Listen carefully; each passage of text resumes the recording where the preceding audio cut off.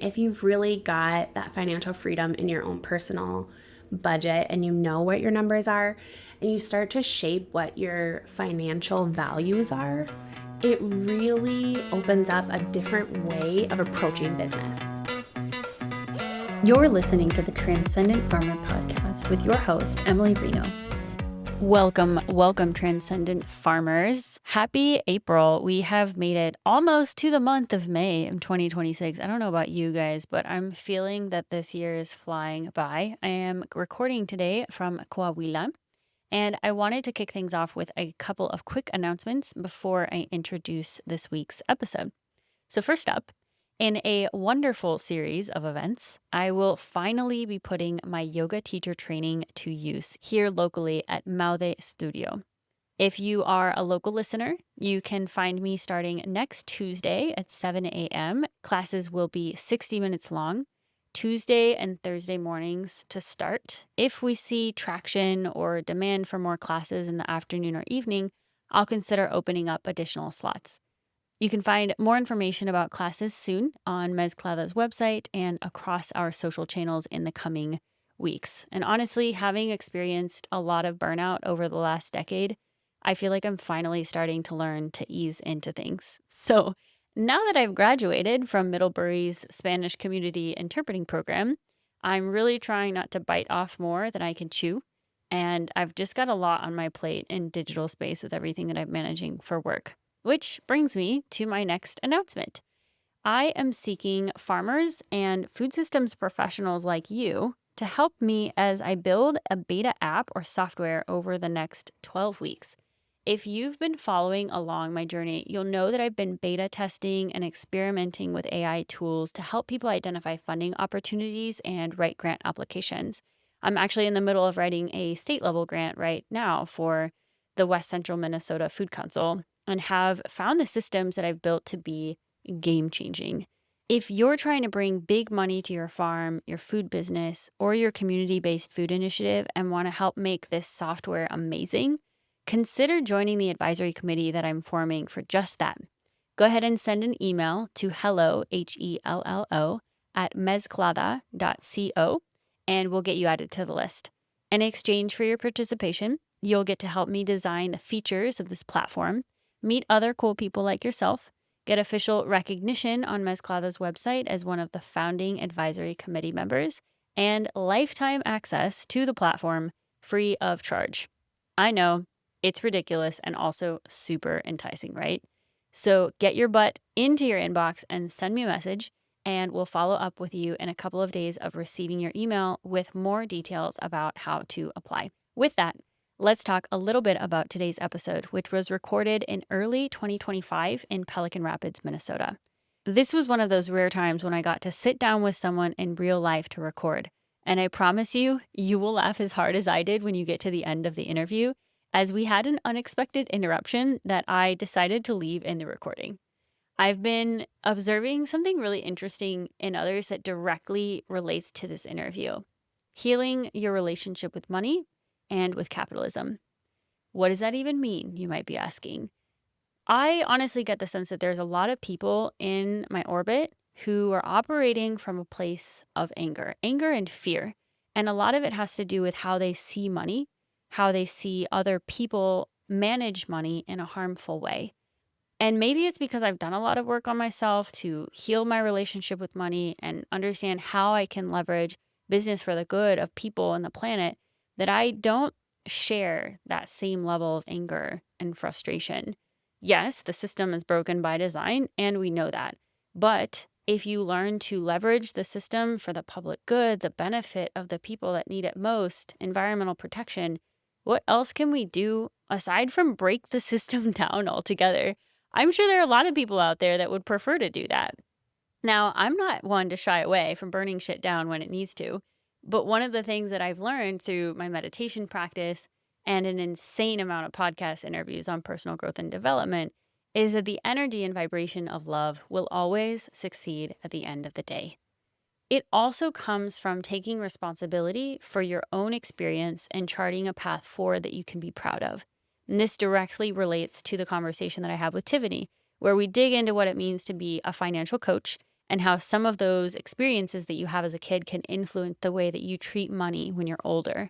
Re-listening to this interview was so timely, as I found myself recently sending voice notes back and forth with my sister about personal finance and vibration around abundance as it relates to manifestation. And it reminded me of two great resources that I'm going to include in the show notes, in addition to the ones that Tiffany provides at the end of our conversation. These have been free resources that have changed my outlook for myself personally when it comes to my financial goals. I'm so grateful that these individuals thought to put their content out into the world, because it's made such a big difference in my life. And I'm sure that if you dig into their work like I have and apply what you learn, you will also change your financial future. So the first one is called Money for Couples, and it's a podcast hosted by Ramit Sethi. And it's honestly the best combination of humor and tactical strategy around budgeting, money mindset, and investing that I think I've ever heard. I feel like I laugh through half of the episodes because of the commentary that Ramit provides, as he's basically coaching these couples through some financial challenges that they're having. And I think what I love is that not only does he get into the numbers and talk about specifically what changes can be made, but then he will also come in and share, okay, this is what this person said, and this is what they're telling me about their worldview, right, as it relates to their relationship with money. So it's really, really insightful. Highly recommend. The other resource that I want to share with you is called the Clever Girls Know podcast, hosted by Bola Sakunbi. I started listening to this podcast at least 5 years ago, and I think I came across the work when I was first diving into my own research for understanding more about personal finance. I love that Bola has such great representation in her guests. They're so diverse from all around the world, and I think just having that representation among women of color in particular is something that I love about her podcast. All right, welcome back, everyone, to another episode of the Transcendent Farmer podcast. I'm so excited to be sitting across from Tiffany today. We met each other, I think it might have been at least like a couple of years ago now. And I know that the impact that you had in the short time that we worked together was pretty profound, enough for me to be like, yes, bring Tiffany onto the podcast. So for listeners, Tiffany is a coach, entrepreneur, and speaker, and her bachelor's degree is in social work from MSUM. She's helping people with their money and mindset so that they can go from stressed to success. Welcome to the show, Tiffany. Thanks for having me. I'm really excited to dig into just a little bit about, because I always start these conversations off with people's cultural background and upbringing and how that has influenced who you are today. That is an interesting question. So I grew up in poverty with unstable adults in San Antonio, Texas, until I was about 6. And then we moved to Minnesota, and it was very different. So I went from being surrounded by family and all kinds of different cultures down there to a very tiny town in Minnesota where there was no differences in anyone.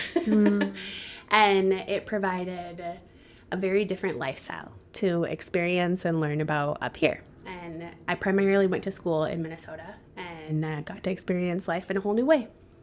Yeah, that's awesome. That's really different. I can't imagine what that must have been like. I know it took a long time for me to ever have exposure to rural living. I think it wasn't until I was maybe 24 that I first had the opportunity to be like living in a small town. And it was interesting because I feel like my experience, everything that I thought I was looking for internationally and outside of the US, I just wanted to be in a small town. That slower pace of life, just the quality relationships, people really caring about each other and knowing each other one-on-one. And it's odd because I feel like I left my hometown because I wanted to get away from people and that I didn't like being known. You couldn't really hide. But I really found that being in that small town, and maybe it was because I wasn't from that particular area. So it was like people didn't know me by my last name. They didn't know my parents and my grandparents because of my last name and the way that I think that that's part of the culture I've experienced in greater Minnesota. But yeah, it is interesting how those class differences do really even out when it's sort of like everybody's in the same boat here. Mm-hmm. We're just, yeah, we're all in this together no matter where you're at financially. Yeah, growing up in San Antonio was very fast-paced, lots of people everywhere, lots of consumerism. Yeah. And then moving up here was definitely culture shock because there just wasn't access to all of that stuff. The town I grew up in had less than 800 people, and my great-grandma was living there, so I got to meet her for the first time when we were little kids at 6 or whatever. And she taught us how to garden and grow things outside and raise animals outside. And yes, just very different. Yes. Yeah. And so one of the reasons why I wanted to have you on this podcast is that a lot of the people that I work with, they are trying to access financial capital to start their first farm. But I don't necessarily think most people understand how some of their experiences as a child may have influenced how they're thinking about money as an adult. And I know that this is a space that you have some experience with. And I'm curious to know what did some of those experiences look like for you that maybe translated to how you were seeing money as an adult? And when did you get to the point of really recognizing that connection? Sure. Yeah, that's an excellent question. And I think you're right. I don't think people think about that when they're dealing with their money. They just handle it the way they handle it, and I don't know why. For me, growing up, money was a very stressful conversation in our house. It was talked about, but it was talked about the fact that we didn't have any. We experienced homelessness a lot when we lived in Texas, and it wasn't until my mom got a medical malpractice settlement that we were actually able to move to Minnesota. Wow. And that provided the funds for her to purchase a home, and that provided some stability after that. And I do remember my parents' moods and the conversations around money shifting when we had that money. And as soon as it was gone, their moods and habits and conversations all went back to the way it was before they had got the money. So it became stressful, and they just weren't able to handle it well. And as I said before, they weren't stable adults to begin with. And so their money habits weren't well, and they weren't well either. So then that had a trickle effect in how they spent it, Right. and left us feeling very insecure. So then as an adult, I turned into someone who saves, and I turned into someone that had a very big scarcity mindset. Yeah. Because I didn't have a lot when I was growing up. And so that's how I handled money, and it translated very much into how I spent it. And it was the fact that I wouldn't spend my money for a long time Yes. because I just wanted to know that I had money in the bank to be secure. So Yeah. it was interesting. I think that there's going to be a lot of people that listen to this and resonate with what you're saying. Me being one of those people too. I think, and I even just had this conversation with someone yesterday about how one of the lessons that I have had to unlearn as an adult is how to spend unapologetically on myself and not feel guilty about it. And a lot of that did come from, just not, it wasn't necessarily that we didn't have enough, but what we did have was super, super limited. And we were very strategic and very mindful of every penny that we had. And if it wasn't a necessity, that was the thing. It was like, what is a want versus a need? And that kind of lesson and sort of checklist in my head was really ingrained to me as a kid, where you're out shopping, you're looking at stuff, and because there was always the comment of, we don't have the money to spend on that whenever I would ask for whatever it was. So it was always this question of, well, do you want this or do you need this? And how much is the ROI actually going to be on your happiness level in the long term? And so I think it's that constant just kind of like keeping yourself small almost, and just being like very, very conservative, because you never know like what emergency is going to happen, and you're sort of always in your head kind of worst case scenario. That's where you live. And I think that that's something that I hope that listeners recognize, that is something that can shift and change over time. It's practice. Absolutely. But it can change, and it doesn't have to be forever. Yeah, I definitely feel like there were competing identities within myself because I had this love of travel and wanting to be this free spirit and go experience the world. But at the same time, I had such anxiety and fear that led me to purchase a home at 23 because I needed that stability to know I had somewhere I was going to live. And looking back, I can see that that's a symptom of all those years of homelessness. I mean, we were moving every 6 months to a year and we didn't know where we were going to be. And so as soon as I could get a house, I got one. And then I'm like, okay, now I have to manage all these payments and afford my travel. So it was, yeah, a mindset had to shift. So Absolutely. So you work as a financial coach professionally. And I think there's probably a lot of people listening that don't know what that is. And they might be familiar with the term financial advisor or CPA, but they might not know what financial coach means. So can you explain, like, what is the difference between those three? What is it that you do? yeah. So a financial coach comes alongside you and they help you with like goal setting, accountability, and strategies so that you can win with your money. Where a CPA is going to be like a tax person. They're going to help you figure out how not to pay more taxes, but pay the ones you're supposed to pay and keep you in line with what the government requires of you. And a financial advisor, my understanding is that they help you figure out how to invest your money. So my job is to help you learn how to budget, get out of debt, increase your savings, and really shift those mindset pieces like we were talking about. While those other people, I would make referrals to them so that they can help you with that really in-depth detail stuff so that you have a full picture of your finances.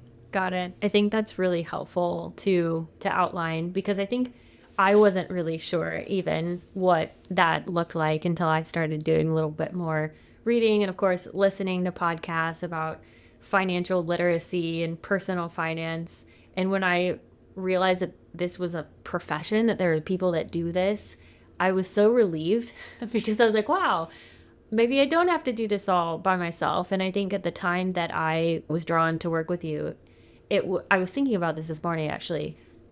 I think that it's so hard for some people to justify investing in their self through a coach at a time when they feel like their financial stability is in question. And I would push back and say that's exactly why you need to make the investment, and just sort of going into it with that mentality of what I am investing right now is going to pay dividends in the long run. And that's and sort of going into it with this mindset of I'm doing this for me. The result and the outcome of this is going to positively affect my finances and it will more than pay for itself. And I think my experience with you was definitely that. Yeah. And I still think about, the time that I was working with you and just how valuable it was to have somebody to serve as kind of an accountability coach, if you will, of like somebody who's checking in with me. Because I think there's a lot of us who we're just kind of going on solo, or like maybe you have a partner at home that you talk to your finances with. But it's really different when you have an outside perspective, like someone who's not living and breathing in your immediate environment and they're not influenced by your emotional ups and downs and whatever that looks like, where they can just sort of see the bigger picture, provide a different perspective about, oh, have you thought about this? Right. Yeah, and that is one of my favorite parts of coaching people is they get to be the hero in their own story. And I get to be their guide alongside them, walking with them through whatever they're going through and providing those options and sometimes some challenges and helping them look at things a little differently and think about things outside of the way that they would usually think about it. Because a lot of times if you have a partner, you've probably been with each other long enough that you may start thinking some of the similar things and you start just circling the drain if you're already struggling because you're not having that outside perspective bring you in and really provide some of those extra things to consider. And I'm not always going to say things that people like to hear, and I'm okay with that because I think that's where a lot of growth happens is when you look at things from a different perspective and kind of challenge people on their current view set. And then a lot of times you see them go home and they think about it and they go over some of the homework I've given them and they come back and they're like, I never thought about it like that. Let's try it. And it's that light bulb moment where you see, okay, they're willing to put the work in and they're going to be okay. Definitely. So for someone who is curious, what does a coaching session look like working with a financial coach? What do you actually do with the clients and how can it help them? Yeah, so each client has a unique situation. So our starting point is often different with each person. So I like to do a discovery call with every person to see, are we even a right fit?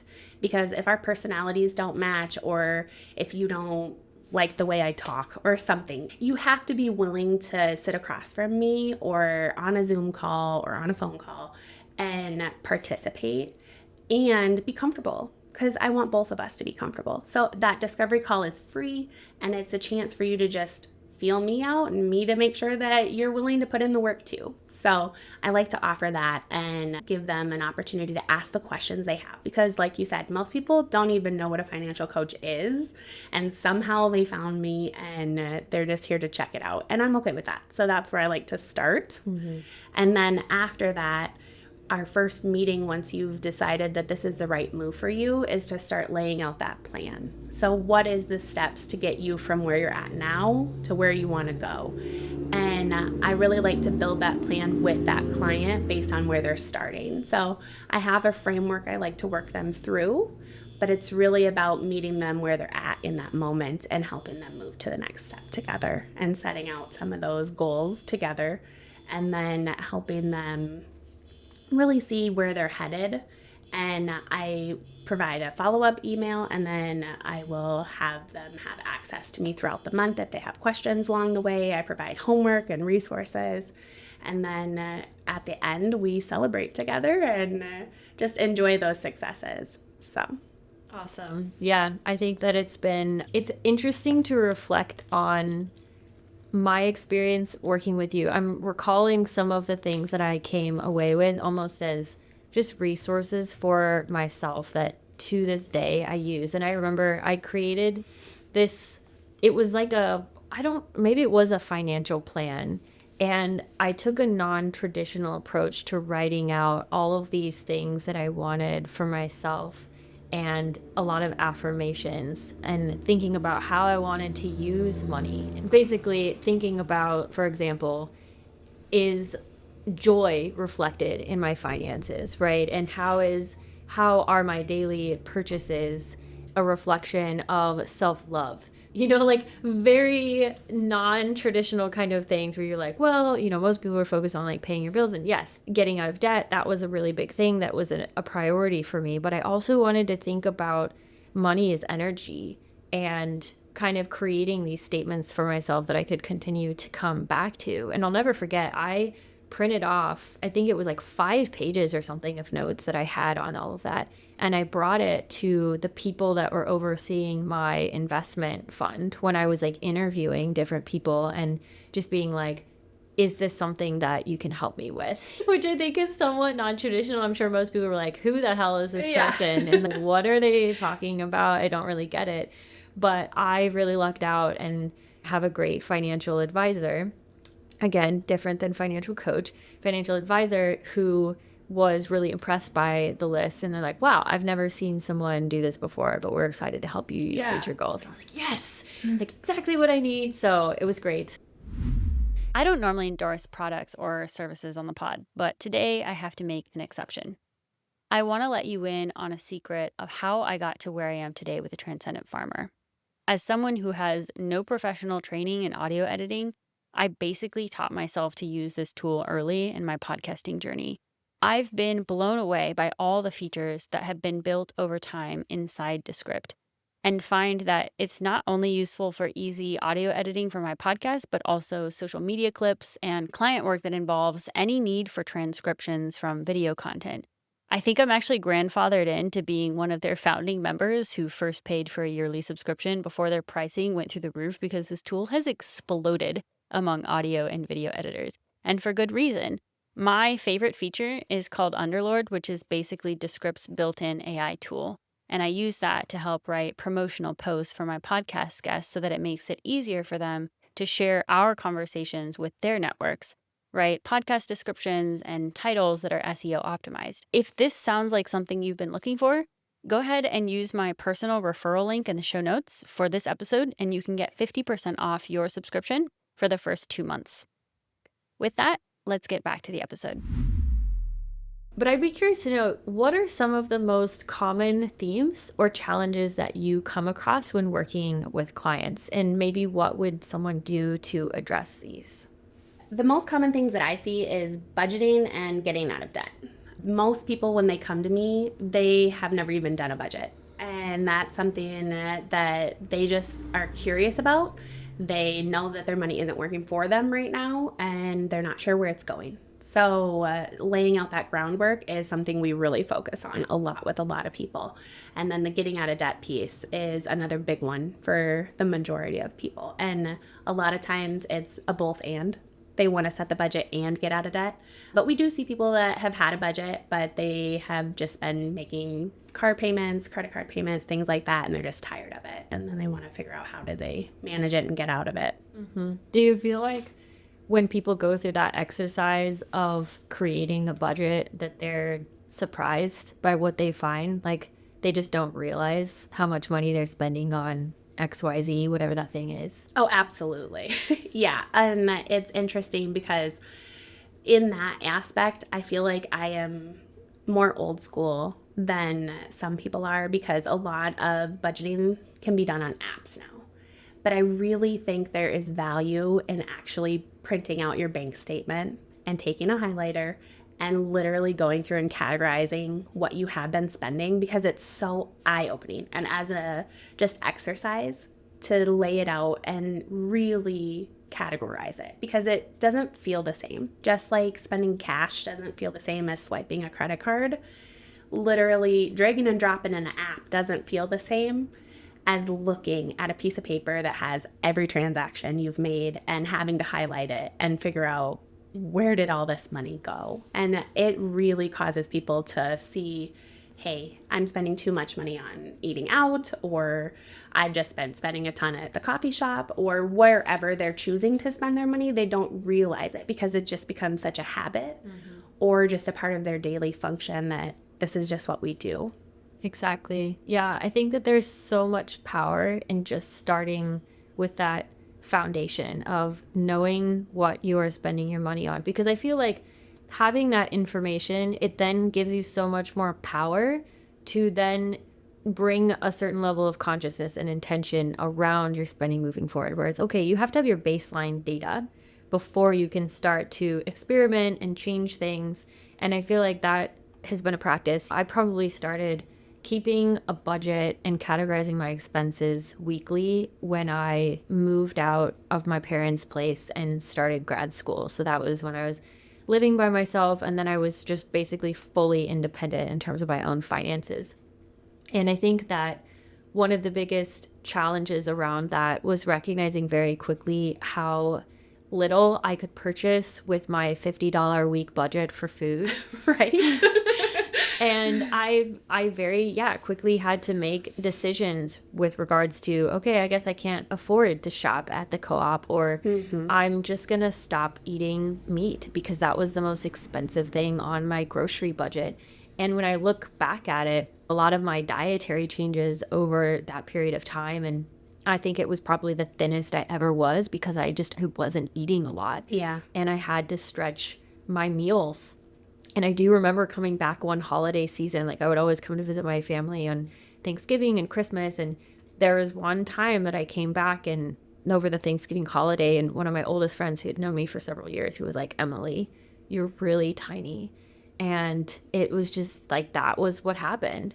But I think that keeping that weekly budget really set me up for success in my business. And I think that that's one of the things that I hope people take away from this conversation, is that the more that you can take care of your personal finance and have a solid foundation for that work, understand like what's coming in, what's going out, how are you spending on these different categories, and recognizing that you do have control over, where those dollars are going, all of those foundational skills are going to be incredibly helpful when it comes to starting a business and doing the same thing. Maybe the overall layout looks different in terms of your different categories, but at least you have somewhat of a sense of what does a budget look like. And then you can also start to think about, okay, generally speaking, maybe for my industry, what is an average in terms of what people might be spending on labor or software or whatever that looks like, so that you can then look at your own numbers and evaluate, well, how am I doing? Do I need to build a profit margin into my pricing?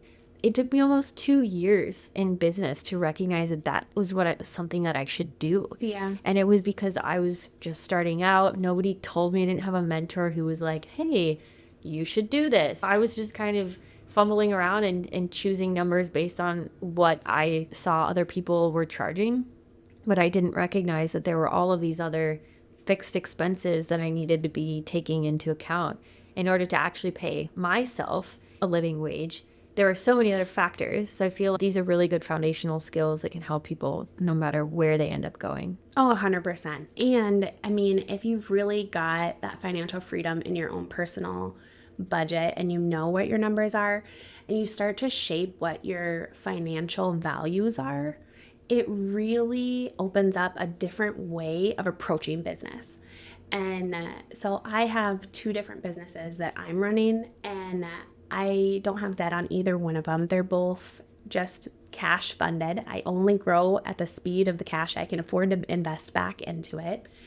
And that is very important to me. It's a big value that I don't want to ever feel that burden that I have to grow fast, I have to grow big, I have to grow now, and I'm going to take out all of this debt to do it, because I remember what that felt like when I had debt in my personal life, and it was terrifying. And it goes back to my childhood where it was really scary. And I'm like, why did I do this to myself?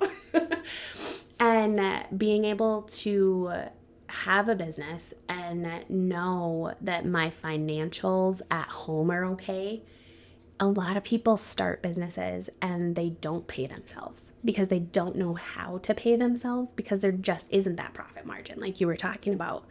And not having the stress of that because your financial picture personally is stable and okay, it makes business so much more fun and so much more available to bless people in your business and around your communities and grow with the intention that you want for your business, because you're not so worried about the dollars that are coming in and going out every month. And if you apply the budget personally and in your business, you know your numbers, and then you know what you can spend, where you can grow, and what you can give away.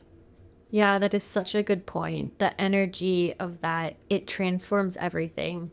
And I think I've definitely experienced that in my own life, where there's just not that same level of pressure, like you said, on it has to be this client. You can be more generous, and there's just sort of like a lightness to the work. And like you said, it becomes a lot more fun. And I think that that's something I'm excited about in 2025, is just thinking about the energy of joy and lightness, and how is it that I can treat business almost like a game. Yeah. You know, like, what does level 1 look like? What does level 2 look like? What does it look like to up level? And whether that's related to finance or the kinds of clients that I'm working with, or the kinds of experiences that I get to create by bringing farmers together and creating new connections, it's such a different energetic dynamic, and people feel that. And they're drawn into that. And you're working with different kinds of people, because they're like, ooh, I see this really interesting, like, beautiful glowing energy from this person.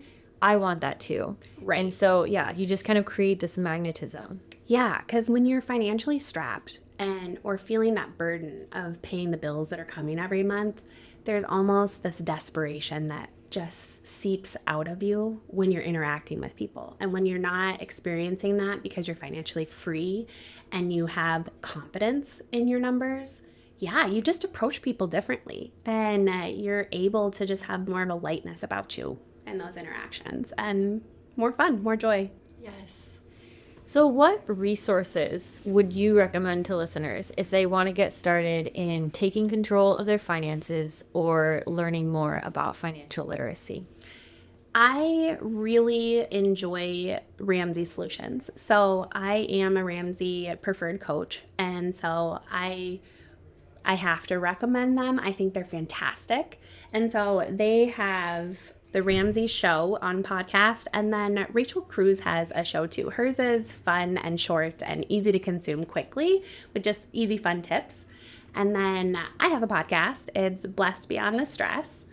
And I also enjoy Rachel Cruz's book. It's Know Yourself, Know Your Money. And so that really goes into, like we were talking about earlier, about how your childhood affects how you handle your money now. And she has a quiz that goes along with the book, so it really provides some good insight. Fantastic. Yeah, we'll definitely make sure that the links to those are included in the show notes so people can follow up. One of the things that I always try to wrap conversations up with, just because you are on the Transcendent Farmer podcast, is what does it mean to be a transcendent farmer? I think it means to go above and beyond traditional farming. I had to really think about this the first time I heard you ask the question on your podcast, and I was like, what does that mean to me? Because I'm not a farmer. But to me, that's what it means, to go above and beyond traditional farming. And to look at things differently. And I think that includes how you handle your money so that you can create a legacy for your family and the earth and be good stewards of the land, the resources, and the capital that's available to you as a farmer. I love it. And I love how everyone interprets that question differently. It's so much fun to explore just, how people interpret it, what they think based on their life experiences and all of that. Where can listeners go to find out more information about you and if they wanted to work with you? I have a website, and that's probably the best place to find me right now. And that's TiffanyJHagenCoaching.com or the Blessed Beyond the Stress podcast. Fantastic. Well, we will make sure that those links are also included in the show notes so that people can follow up with you. I'm so grateful for your time, Tiffany, and the work that you're doing. I think that you're helping a lot of people get on the right track with their finances. And it sounds like we have a fire alarm going off right now. So I think I'm going to push pause for a moment. Okay. Well, thank you, Tiffany, for your time and everything that you are doing to help people get their finances in order. I think that it's such important work, and I don't think that enough people know, what financial coaching is. And so I'm hopeful that more people will decide to pursue this for themselves and hopefully send some folks your way as well. Yeah, I hope so too, because it is, like you said before, it is such a good investment just in yourself and that journey that you're on. Awesome. Well, thanks everyone for listening to another episode, and we will see you on the other side.